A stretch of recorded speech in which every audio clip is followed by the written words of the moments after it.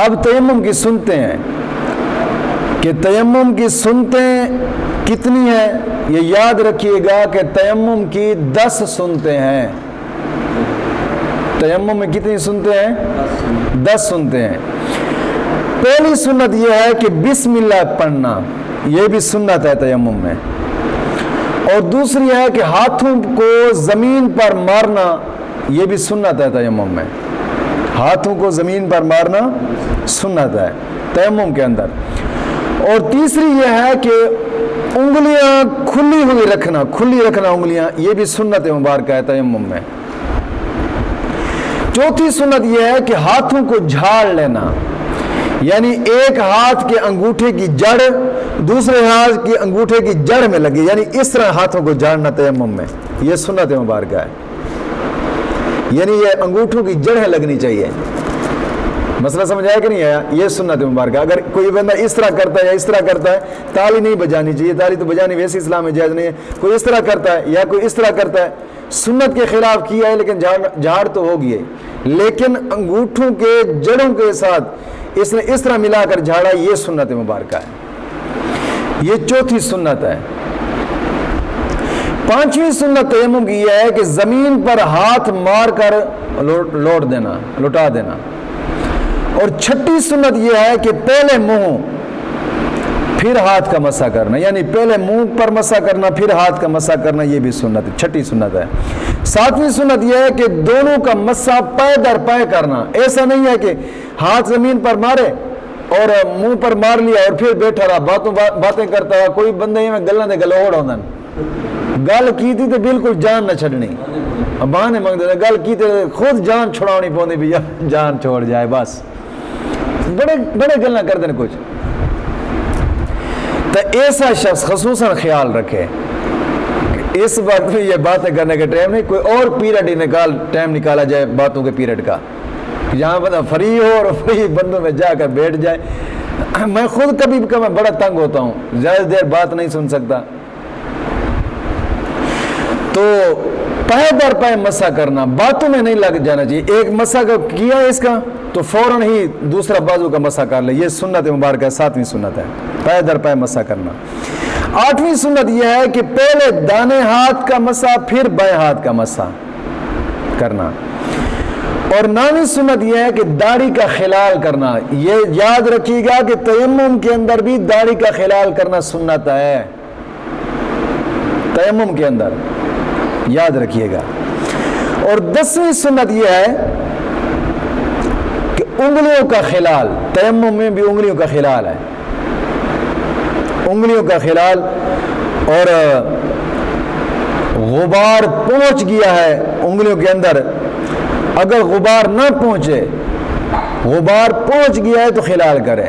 مثال کے طور پر کبھی کبھار ایسا ہوتا ہے کہ غبار نہیں پہنچتا کیونکہ زمین پر ہاتھ بھی نہیں مارا، کسی پتھر پر یہ جناب تیمم کر رہا ہے، پتھر پر بھی تو تیمم کرنا جائز ہے نا، کسی پتھر پر تیمم کر رہا ہے، یا پھر مسجد کی دیوار ہے، مسجد کی دیوار کے اوپر ایسے ہاتھ پھیر کر اس نے تیمم کیا ہے۔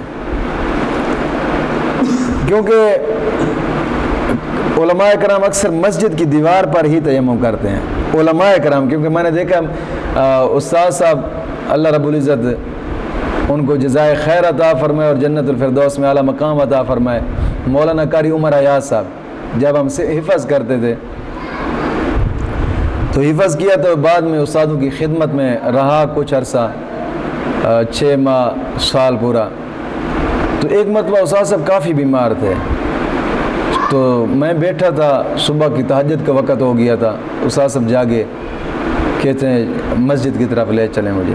میں نے ہاتھ پکڑا، مسجد کی طرف گئے، جیسے ہی دروازے کے اوپر گئے، اس وقت چھوٹے تھے، پتہ نہیں تھا علم کا اتنا، حفظ کرتے تھے، تو استادوں نے مسجد کی دیوار کے اوپر ایسے ہاتھ مارا، تیمم کیا اور مجھے کہا کہ آ جاؤ مسجد کے اندر ہی۔ وہاں پر استادوں نے نماز تہجد غالباً ادا کی تھی اس وقت، تو میں نے وہاں سے دیکھا تھا کہ استادوں نے، اور پھر کئی علماء کرام کو ایسے دیکھا کہ مسجد کی دیوار کے اوپر ہی تیمم اکثر کرتے ہیں، کہ کوئی ایسی جگہ ہے کہ جہاں گرد و غبار نہیں ہے